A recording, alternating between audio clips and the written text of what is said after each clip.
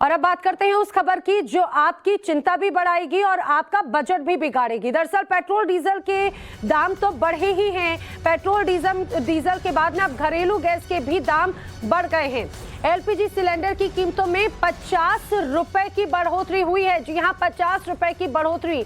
अब जो आपको 950 रुपए का जो सिलेंडर मिला करता था, 949 रुपए 50 पैसे में अब आपको ये सिलेंडर मिलेगा। दरअसल पेट्रोल एक तरफ 80 पैसे प्रति लीटर महंगा हुआ है, डीजल की कीमत भी 78 पैसे प्रति लीटर बढ़ चुकी है। घरेलू गैस के भी अब जो दाम है वो 50 रुपए बढ़ा दिए गए हैं।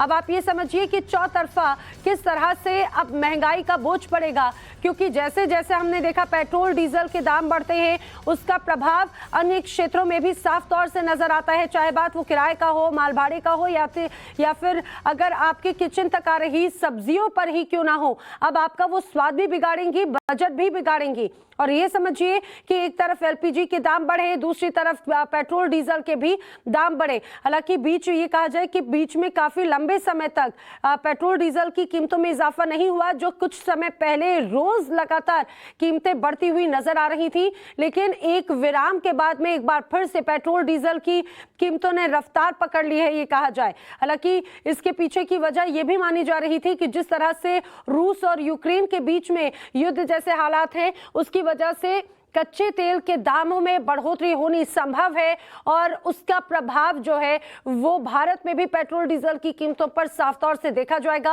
और हुआ भी ऐसा ही। सर आम बजट पर बहुत फर्क पड़ता है सर। इससे डेली पेट्रोल के जो प्राइस ऊपर बढ़ते जा रहे हैं सर, इसके लिए मिडिल क्लास के बारे में भी कुछ सोचना चाहिए गवर्नमेंट को। हम लोग इससे बहुत प्रभावित होते हैं जैसे ही पेट्रोल के रेट बढ़ते हैं सर। कमी तो नहीं होगी, जब यहाँ से मेरठ जा रहे हैं तो जाना तो पड़ेगा ही, चाहे वो 1 रुपया बढ़ो चाहे 2 रुपया बढ़ो, जाना तो पड़ेगा ही ना, और आना भी पड़ेगा, तो भरवाना तो पड़ेगा ही। लेकिन फर्क तो पड़ता है जेब पे। महंगा बहुत पड़ रहा है। हाँ जी, असर तो पड़ेगा ही, महंगाई बढ़ती जा रही है।